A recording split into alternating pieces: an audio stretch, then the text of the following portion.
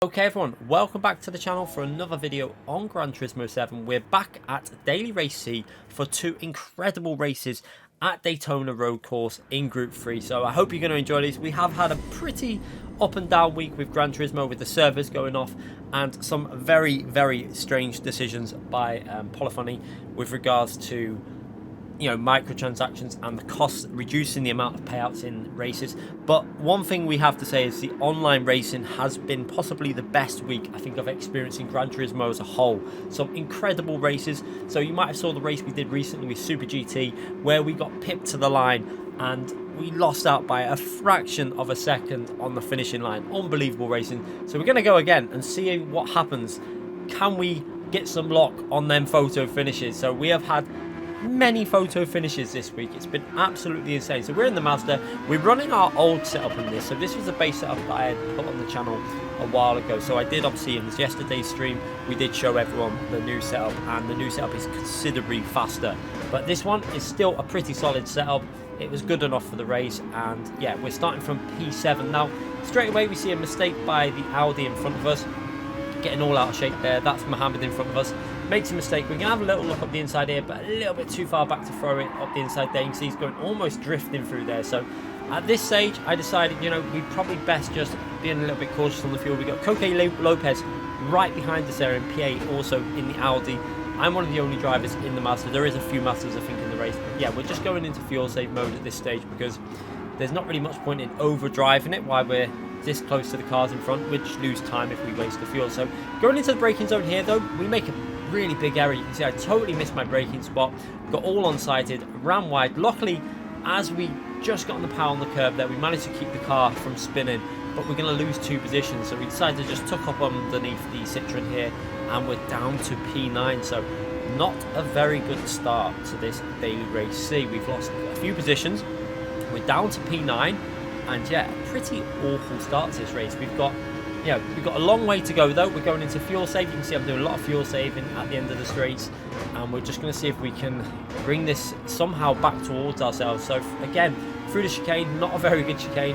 Everything was a bit scruffy. So this was earlier on in the week when they hadn't fixed the track limits, as you saw there, for that chicane. They obviously, once the servers came back online after the 24 hours or so of it being offline, they did manage to get that chicane a little bit repaired. It's not 100% sorted. They will get it properly sorted when they probably introduce another patch in the future. So yeah, for now, that is how it is. But following through here, you can see on lap 2, just trying to keep in the slipstream of P9, working our way into the chicane again, nice and smooth, no real issues there. And now we're going to come into the braking zone at the end of lap 2. You can see just leaving it in mixture 2 because the slipstream we've worked out is around 1.3 seconds. It can still pick up some advantage, but as we come through here, you can see a lot of side-by-sides, and I run a little bit wide there, just totally misjudged the corner, brake too late, and we're actually going to lose another position. So we've gone from, I think it was P6 or 7, and we're down in P10 now, and possibly getting attacked from Fusa there in P11. So pretty much the worst start you could have to a daily race. So you can see Steve behind us there in P12 Super GT. He took us last time on that finishing line and managed to pip us on the line, but this race is not going very well at the moment. It's almost a disaster. You can see we've lost so much time, and yeah, we really need to get our act together and start driving a little bit better because we're losing so much, and we've lost 4.5 seconds to the lead group. Luckily, the leader does seem to be doing some fuel saving or something, so he's not flying away too much, but that will be good for us because obviously we're in fuel save mode. This car very good for fuel saving. We have a bit of a moment on the exit there, but looking ahead, we've got two cars with penalties. Now that is going to be really vital for us, as that is going to be two positions that we gain pretty much for free, because one of them is a 2, I think they're both actually 2-second penalties. So yeah, that's going to affect them quite massively. So coming up here, we decide to go for an overtake here. We go to the left-hand side. He's going to pretty much have to give that position up. Mohammed in front, obviously, is going to take the line like normal. And all of us go through there. You can see some people going over the grass. A little bit of chaos, but absolutely insane racing going on. Just look at that as we go through the chicane there. But again, a lot of people taking advantage of that grass there. And this was a thing this week. I've noticed that some people that were a little bit faster when you could cut the chicane aren't quite so fast now that you have to take the chicane properly, as we see both drivers taking their penalty, and we move up to P7. So we're 5 seconds behind the leader. That is quite a long way behind. So I decided we really need to just go for a fuel saving strategy. So trying to keep it smooth. We're in mixture 2. You can see our fuel is looking pretty good at the moment. We've done 3 laps and we've got over 4 laps of fuel left, or around dead on 4 laps of fuel. So we're going to sit behind P6 here, try and use his slipstream rather than fight him. I know that if we wanted to, we could push on and battle him, but there's not really much point to that. I might as well take advantage of being in that slipstream and just do a little bit of short shifting, save as much fuel as we physically can. So that means at the end of the straights using mixture 2, 3, 4, 5 and 6, basically moving up when you're on the straights, when you've got that drag, that will help you save a massive amount of fuel. When the fuel rate is on like times 15 like it is in this race, that is incredibly high. So every little bit of fuel saving you do will have a multiplier of times 15, and that is why it's vital for this week's Daily Race C to really get that fuel saving under control. So working our way through that bank section of the track, and now we're moving up into that tricky chicane again. You can see the sunset now, and it's turning into the night phase of the race. So into the chicane, we're going to try and take it as normal. Every time I was trying to always keep that on the track limits, because one thing I said earlier in the week is if they do fix them track limits, the people that are going over the grass, we're going to have a hard time when they eventually fix it. And I think we're correct in that. We seem to be a lot better now they fixed it. As I don't know where that driver was going. I think he was going for a trip on the oval part of the track. He just lost control under the braking. It looks like he hit that little bit of a bump with the Audi R8, and the car just snapped violently on him. And yeah, he went for a trip around the oval track, and we're up to P6. So otherwise known as P Steve, we've got Steve right behind us there in P8, and we're currently in Steve's favourite position. So let's see if we can gain some positions here. It does look like P1's had some sort of an issue though. You can see he's dropped by almost half a second. So I think P1 might have had a bit of a moment somewhere, because the Audi R8 is actually a very, very fast car around this track when they're pushing, but the fuel is not great on that car. So my guess is he's had a bit of an issue, probably just trying to recover something and maybe do some fuel saving. You see Lopez up to P2 though. Lopez has worked his way all the way through the field and he's up to P2, and I'm there in P6, but we're actually not probably in the worst situation here, because looking at our fuel, we're on around 32%. So let's keep an eye as we go through here. We take a tight line because we're going to have to try and avoid that car on our left, and unfortunately we get a track limit penalty because we tried to give him space and the game said that that's worth a penalty. I think it was a little bit harsh considering what people were doing on that chicane, but to reduce the effect of this penalty, I decided to pit. Now if you're in your pit stop phase, this is a good thing to do, because as you reduce speed, you don't have to get fully back up to speed because you're now pitting. So always bear that in mind. If there's ever a pit stop penalty zone there, you're going to gain a lot of time. You see, we pit with 28% fuel. A lot of other drivers were just 6, 19, 13. So we're going to gain a bit on fuel there. And also, I go for a very risky strategy here. I decide not to change the tyres as we nearly miss the brakes and go straight on there. But luckily we square the car off and get the car going. So yeah, we're going to keep on the tyres that we're not changing tyres. The tyres that we started the race on, we're going to skip to lap 7, and we have Super GT doing a very similar strategy to what we're doing. Now you see, looking in the mirror there, you're going to see as we come out the pit exit there, we have Steve there right behind us in P2, and just 1 second behind us trying a very similar strategy to what we are doing. So both of us thinking very similar here. We're going to try and take this car to the finish on these old tyres and see if we can get a result. Now the good thing is I fuel up quite well. You can see I've got 4 litres of fuel. Sorry, not 4 litres, we've got 4 laps of fuel. That's going to enable me to drive pretty aggressive all the way to the end, but it's going to be interesting how far ahead of the P4 battle we are. So P4 in this race is technically in P2 once he's got up, once he's got past the other drivers. But with Steve right behind us here now, this is a battle between me and Super GT. However, Super GT obviously is going to get faced by them faster drivers coming through first, so hopefully he can hold them up a little bit for us. So working our way into that tricky chicane again, and again always trying to take this as reasonably clean as possible. My aim was to try not to go on the grass too much basically. A lot of people were cutting straight over it, but as we look behind here, we keep an eye on Steve. He's gone through the chicane and he has a big moment on the exit of this chicane. You see a big snap of oversteer, and that's going to lose him a bit of time. Luckily he does manage to keep the car pointing in the right direction. You can see that gap up to 2 seconds pretty much. So Steve loses a lot of time there. That's great for me though, because now P3 is going to get held up a little bit. Now Steve managed to hold them up for a bit. We're coming up to the end of lap 9, just a lap and a half to go, and we are getting closed down really fast by Longa and Cope Lopez in the Audi R8. I think they were both driving the Audi R8. So yeah, we're going to go through the chicane. This is going to be a vital chicane to try and get it nice and smooth. So nice entry down to 3rd gear, get it close to the apex, on the throttle nice and early, and we do that very smooth considering how worn these tyres are. But look behind us, we can see that he is fully in that slipstream now. The slipstream is, like I say, just over a second, about 1.2, 1.3 seconds.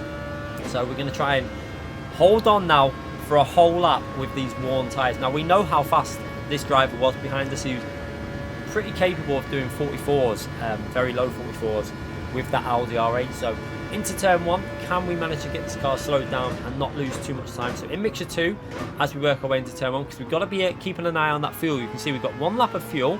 However, we probably are going to need to drive quite aggressive on this final lap because we need to hold these off. I was going for the win in this one. I did not want to get beat.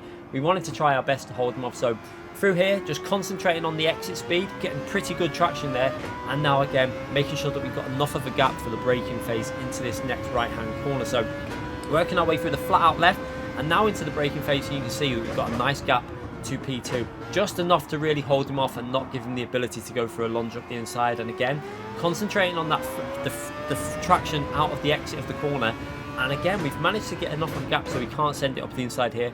And now into this very tricky left-hand corner. I decided to stay very narrow to the apex, just so that he can't get up the inside. I know that our setup is pretty good on straight line speed. And again, you can see that Audi, he's going to end up bump drafting us here because he obviously wants to try and go for the move on the back straight. However, Coque Lopez behind him is probably going to try and take advantage of this. You can see the Coque behind him. I'm going to stay to the left because he's going to try and go to the right-hand side and go around the outside of us. But this is going to be a three-way battle into the chicane. You can see that the longer decides to actually back out of that, and we get through the chicane nice and smoothly. A little bit wide there, but just managed to get back on track. And Lopez now right behind us, and this is going to be a battle all the way to the finishing line. Can we manage to hold on to P1? Lopez going up high to try and get a really strong exit, so I decided to go up high and then back to the left, just trying to make him follow us and unstable his car a bit, and powering all the way to the finishing line. You can see our fuel is in 0.1 litres and it's showing us 0% now. We're going to keep it flat all the way to the finishing line, and it's going to be a photo finish. And unfortunately for us, we actually get beat. We run out of fuel just before the finishing line, and the gap is 0.011 of a second. Insane finish. Just take a look at this. We run out of fuel inches before the finishing line, and Lopez manages to take the win. Now, we decided to obviously not take that. We're going to go again. A few days later, we managed to come across Lopez again in a race, and this time we're starting a little bit further forward. We've got a little bit of a faster lap time now because they fixed the track limit, so you cannot cut that chicane anymore. So all them people that were starting ahead of us that shouldn't have been starting ahead now obviously haven't set that fast lap time. So let's see if we can get a better result in this one. Starting from P2, try and stay with P1 as long as possible in the Audi R8, but we do know that the drive in the Audi R8 is incredibly fast. Very quick driver. We've had races with him all week, some really great battles, and yeah, it's going to be another intense races all the way to the finishing line. So trying to get good exits from these corners. You see how fast the Audi R8 is on the acceleration. Incredible acceleration out of that Audi R8. You can see he's actually got himself nearly 8 tenths, well over 8 tenths pretty much away from us straight away. So yeah, I'm trying to do fuel saving because the strategy that I'm going for in these races is fuel save, look after tyres, and do not change tyres in the pit stop. That's how we've been working our setup. Now again, this race was done with our older setup.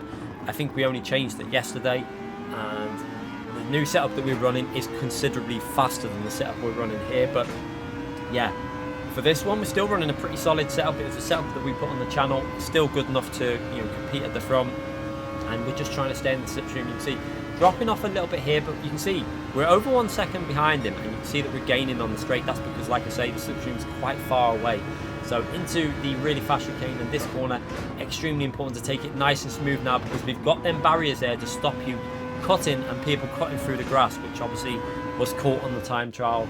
And yeah, we're going to skip ahead now to lap 3, as once we got through there, you can see that P1 managed to break that slipstream. But we've got Rami behind us. We can see in the replay camera here now, as we go into the braking zone, that Coque Lopez goes for a move on Rami and actually goes alongside with ourselves also. So side by side with Coque Lopez, we're going into the braking zone side by side. We managed to hold the inside line, trying to take a nice tight line on the apex, but yeah, we just can't put enough steering angle in there. Lopez is going to go up the inside, and we decide to go up high and just let Lopez go through on the inside. We're going to tuck up underneath him and get back into that slipstream with the Audi R8. So yeah, we can now do some more fuel saving. We know that Lopez is extremely fast, so give him a bump draft here. There's no point battling him. We might as well save some fuel while we're behind him. We can do some short shifting, some mixture fuel changing, and yeah, just try and keep as much fuel for the last lap as physically possible. So again through here, Lopez absolutely pushing the limits there, flies through there. You can see that he gains quite a big amount, but we're going to carry on short shifting because, like I say, even though